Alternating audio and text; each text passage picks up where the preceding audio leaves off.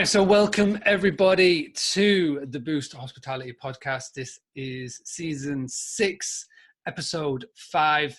And in this episode, we are going to talk about networking and, more importantly, how to network the right way. It's a topic that I've wanted to speak about for a while now. And the reason being is I see so many people in the serviced accommodation world on the Facebook, just mass adding people. My own personal Facebook has been bombarded with friend requests and no actual message to find out why.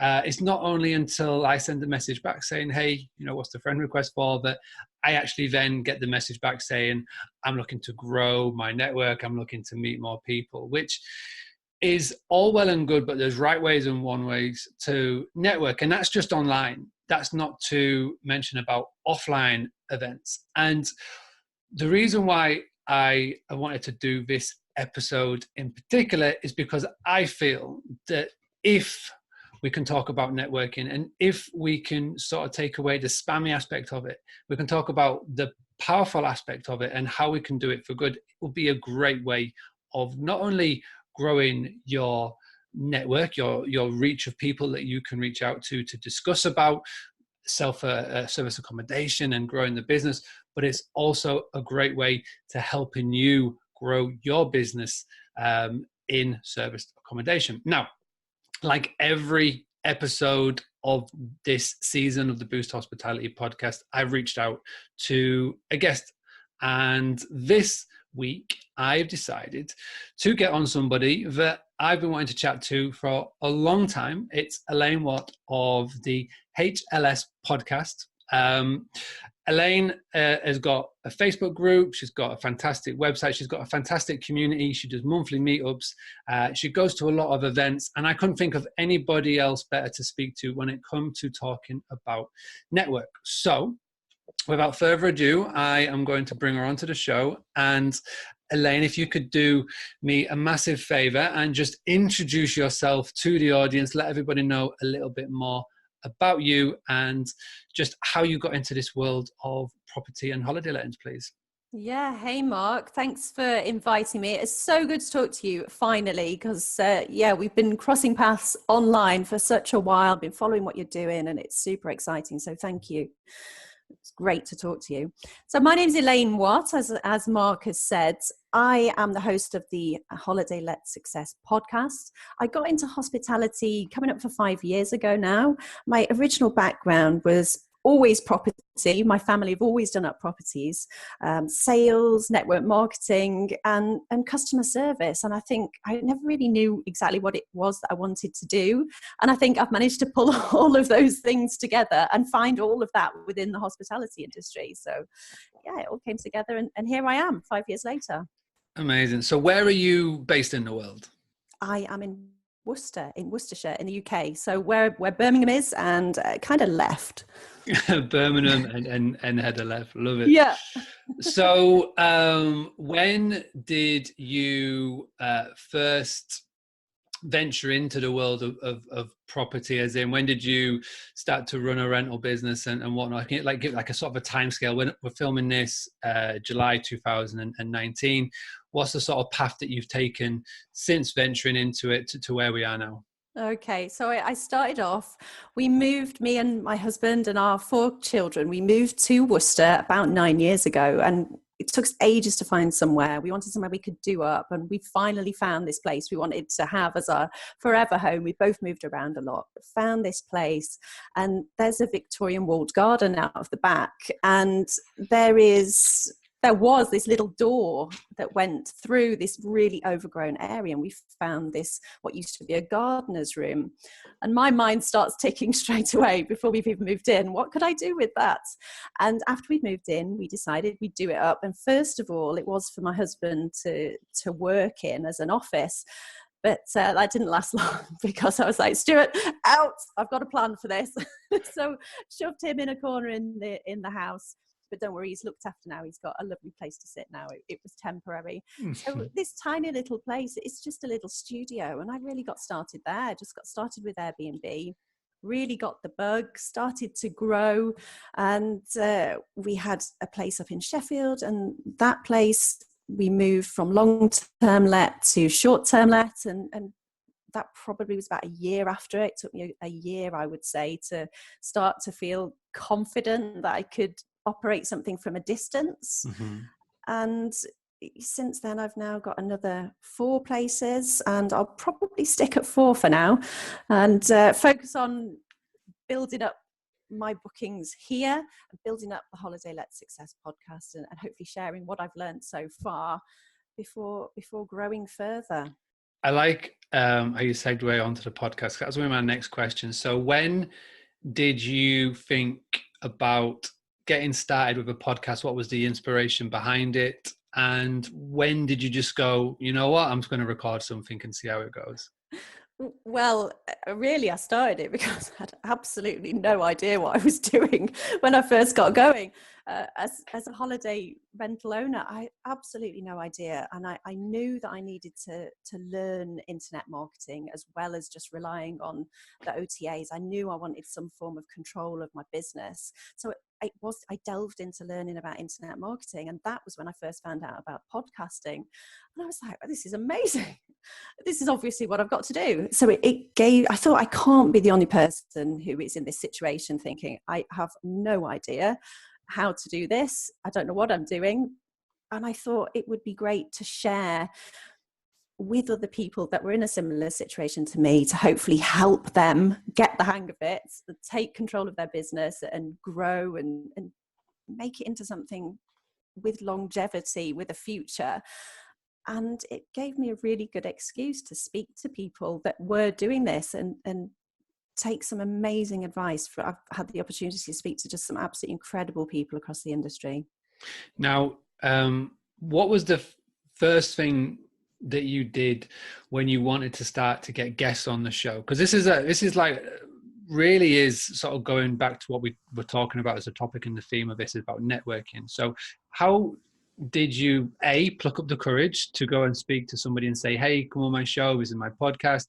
What did you do? How did you go about it? And yeah, just sort of share some gems in that, if you could, please. Yeah, sure. So to pluck up the courage, I literally just decided I'm going to have to do this. It's now, I've written it down. It's a goal. It's got to happen. It's on the list. So it's got to be ticked off. So I decided that I would reach out in a way that took everything off me and went onto them, the person that I was contacting. So I found people that I thought were super interesting in the industry, and I found people that I thought I would be able to reach out to via email, rather than, I started following them on social media, etc., and learned a bit about them and read up on them. And then I found people that I found that I could just send an email straight through to them. And I tried to attempt to talk to them from a way of, how can I help you? Rather than going in to say, what can I get from you? What can I get from this person? And just going, this is my business, this is what I'm doing, trying to sell myself and trying to sell my business. I went in from a different position of, can I help you share what it is you're doing with other holiday home owners via a podcast? Yes, I'm new, but I would love you to be one of my first guests. Big plans for it, and I really think what you're doing would be fantastic for other holiday homeowners, and I'd love to share it. And just a quick one: when is this in the sort of timescale? What year is this? I actually started the podcast within letting out the holiday home, so about coming up for 5 years, horribly coming up for 5 years ago. I don't know where that time has flown by. So yeah, it was really quick, because I just thought, I've got to learn. I need to know what I'm doing. That's amazing. I need to know. What I like about that is, well, number one, the reason why I think that it has worked so well is 5 years ago, podcasts were still kind of new. Now you can get podcasts readily, and you can start a podcast so easy. Literally, if you've got an Anchor account, you can just record something on your phone, put it on there, and it's a podcast. 5 years ago, that wasn't the case. And by reaching out to, the people on your list, and by saying, I've got an audience. You know, people were sort of starting to figure out about podcast marketing, about how to spread their knowledge on this audio platform, and starting to realize in that audio is such a consumable content. It's something that you don't have to sit down and watch. You don't have to attend a 2-day event just to do it. You know, you can literally listen in your car, or you can do it whereas you're, you know, doing the dishes or the ironing or just walking the dog, or however. It's the way that people consume audio, the way that people will be consuming this. It's no two are the same. So it's a great idea and fantastic. So do you remember the first person you ever reached out to be a guest on the show? Yes, I do. It was, I'll never forget, because I was so nervous when I did the recording, and I was dreading hearing my voice back. It was Phil Schofield, not of breakfast television fame, but Phil Schofield of Schofield's Insurance. Okay. They provide holiday home insurance, so he was a great one to start with, because again, that was an area I needed to know about quickly. I like and he this. helped me. What I like about that is that you're speaking to an expert in the field, and you're doing it on a platform where you can learn, but you're obviously then going to help others learn at the same time. And another way to look at it, and this is what I like, what a lady called Janet Murray does, is Janet Murray is, if you've ever listened to her earlier podcasts, and I've listened to a lot of her podcasts, I think she's an award-winning podcaster. She's fantastic at what she does. But in the earlier podcast, she was doing exactly the same. She was building up her business and bringing in experts. And it was pretty much like a free coaching call, but where everybody could listen to, because you're asking the experts, you're getting advice, and you can pretty much tailor the questions where it's like, so what would you do in this situation? It's like a friend is asking this question, you know, my friend, but really it's like writing all the notes down. I'm going to put this into practice straight away afterwards. Great stuff. So again, coming back to the topic, how can you network without being spammy? This is a great way. Elaine has touched upon some really good little bits, and I've been writing this down. So number one, don't just go straight in bombarding with messages. Follow on social media, find people that you find interesting, find out a little bit more about them, and then when you're confident at that point, put together an email. Find their real email address and send them an email. Don't try and do it on a platform where they've got so much noise. Like, for example, Twitter is a good example. You know, that 5 years ago, everybody was using the Twitter, and if you were to send maybe a direct message on that platform, it would be lost in all the other hundreds of people who'd be sending direct messages trying to get their time. Take a bit of time, craft out something, and send them an email. Was it so when you reached out to Phil, was it quite easy to explain what a podcast was, and did it take a little bit of time to explain what was going on? Were they quite receptive to it? Do you know, I've never had a problem with people not knowing what a podcast was, and I've actually only, out of so many guests that I've invited, I've only ever had one person turn that down, and it was because his English was his second language, and he was a little nervous about doing the full podcast. But aside from that, anybody I've spoken to, and they jump at the chance to be able to share what it is that they're doing, because what other way?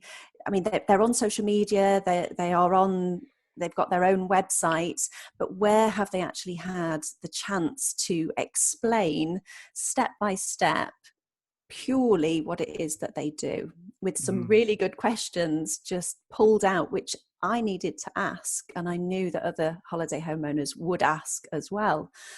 Where have they got that opportunity? So it was just like a no-brainer for most people, and I hope that part of the yes was the way that I approached. Good. I'm sure it was, because if you'd have gone it any other way, you'd have had a lot more no's than you did yeses. So we quickly mentioned Twitter there, and there's something that you have started up. If you'd like to just segue into talking about Book Direct Hour and how that came about and how it all works, and more importantly, how people can join in. Sure. So #Book Direct Hour is something that I've started on Twitter. place at HLS Pod on Twitter every Friday at 12 o'clock UK time. The reason I started it was because Twitter, as you just touched on, is such a noisy place. And it's when you're using Twitter, you want to be on Twitter, but you can start feeling like you're just slinging tweets out into a chasm. You've no idea if they're really getting looked at to start with, and it can feel like it's just going out into emptiness. You're trying to check if you're using the right hashtags. You're trying to check if you're speaking to people at the right time of day. There's so many things to think about, and you want your presence to be there.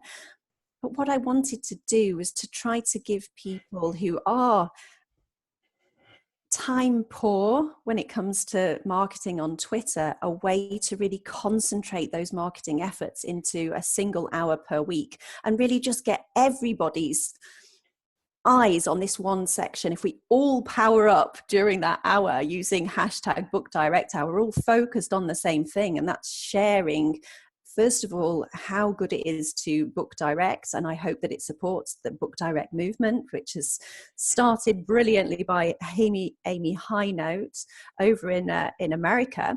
I really hope that it supports that, and it supports all of us as individual holiday homeowners. Share the message that people can book direct. They don't automatically have to go to the OTAs, and they can get better stuff coming direct to us. I think it's working. I saw a news article this week, and again, this is being recorded in July 2019. For everybody that, when you come to listen to it, you'll already know you've had an email this week from Booking.com where they are just adjusting how we, as property owners, can market our properties. They are doing so because they have seen there is a bigger need now from the public to book direct. They are actually going and actively searching properties. And this is definitely because I believe that there are more people talking about it. When I mean people, I mean hospitality owners and property owners are talking about book direct, the benefits of doing so. People are becoming more wiser to why they should book direct. And I honestly believe it's because of, groups and online Facebook groups and Twitter support and all the things that are just been going on where we've been educating the owners to educate the guests. And I think that we are starting to see a nice little shift. Hopefully this continues. Hopefully this keeps going. But things like this on Twitter, online, where we're talking about it and we have a dedicated hour to it and there's dedicated days to it on social media, I think it will long continue. Okay, so taking it from the world of online to the world of offline. Now you host monthly meetups in your local area. You attend events and conferences. When did you decide to do it? Why did you decide to do it? And what benefits have you seen for not only the HLS podcast, but for the rental business? What benefits have you seen for your business from doing so? Yeah, I have seen a lot of benefit. There's two sides to my networking, really. And one side is for the Holiday Let's Success podcast. And that's really the meetups on a monthly basis. And I think it's building, what I wanted to do was build a community, a place where people can meet in person and see there are other people that are doing this, because it's quite a lonely industry to be in. If you're an individual owner, you are faced with your computer day in, day out, and of course your guests. But aside from that, you haven't always got somewhere where you can go to talk through issues and niggles, what's working, what's not working, and how to overcome those bumps in the road that we all have when we're learning, when we're getting set up. And certainly when we're past learning and setting up, there's always something happening. There's always going to be a bump in the road. And just to be able to share that and find out what someone else might have done in that instance, I mean, that's been brilliant for me as a business owner and given me the chance to talk to humans. So that's been really good, not just sitting behind my computer. So from that side, great. Yeah, I was going to say, how did you go about creating it? How did you go about spreading the word? And yeah, just sort of just how did you get it going, and what would be your advice to anybody who's watching this thinking, I could do with a bit of humanization, speaking to somebody else, I might create something similar. Like what some bits of tips and advice would you pass on for that? I would say keep it casual to get started with, and meet somewhere that's got parking and that is easy to get to, because I've learned from another event that I organize, a Toastmasters meeting where I learned to public speak. One of the biggest things that made our club such a success was the fact that it was very easy for people to get there. And so I really learnt a lot from setting that up, and I just duplicated that for holiday homeowners. I was like, why aren't I doing this meeting for holiday homeowners? And one of the biggest successes I've had is with meetup.com. And that is a great online tool. There's also an app. Meetup shares any event that is going on in your area. You can go to meetup.com and you can search my area within however many miles about whatever your subject is. And everything, all the meetups under that subject within that distance of your area will pop up on there. So I knew there were people searching for this, so I was straight onto meetup.com. I've also talked about it a lot on social media, but meetup.com, hugely successful. I also use, what's it called? Eventbrite. There you go. Eventbrite. Yes, Nice got one. there in the end. I was going to ask about Eventbrite, but yeah, definitely Eventbrite is a real good place for advertising anything like meetup.com. Fantastic. So Yeah. those are some good little tools and tips. I especially like the parking takeaway from that. That's a very good bit of advice. You don't want people rocking up complaining that they've had to walk for 20 minutes just to to get. Or indeed not coming at all, because it's a barrier. Yeah. If people are going to have an opportunity to, I want it easy. I want them to be able to come and enjoy it, and I want them to come back again. So it's a really interesting journey that you've gone down. Like you say, you've started up with the property or properties, and pretty much straight away you've created the podcast, and you've used it as a way to meet people. You've used it as a way to get more insight to your business, which has helped you, which has been fantastic. And now you've sort of transitioned again to where you've got the Facebook group, you've got the training website. You're doing all these sort of extra things now where you're sort of coaching and helping other rental owners. What was the transition to that like? What made you do it, and what have you found to be the benefits of doing so? I think what I wanted to do was just help people who were where I was a few years ago, because oftentimes it's just a very few pieces of information that are missing. It's a bit of guidance. It's pointing people in the right direction, giving them the confidence to go ahead and make the changes, or to systemize, or to take on a channel manager, or to vary their marketing, or to really look outside what it is they're doing, just see that there are other ways, because you can get very stuck in what it is that you're doing and not really look up and find that there's lots of different things going on. There's lots of different ways to market your property. And people could be struggling along, not knowing that there's other people out there feeling the same. So I wanted to imagine if I was back there where I was, that there was somebody like me that I could have reached out to that was just a little bit further down the road than I was, just to share everything that had occurred and just help them through it.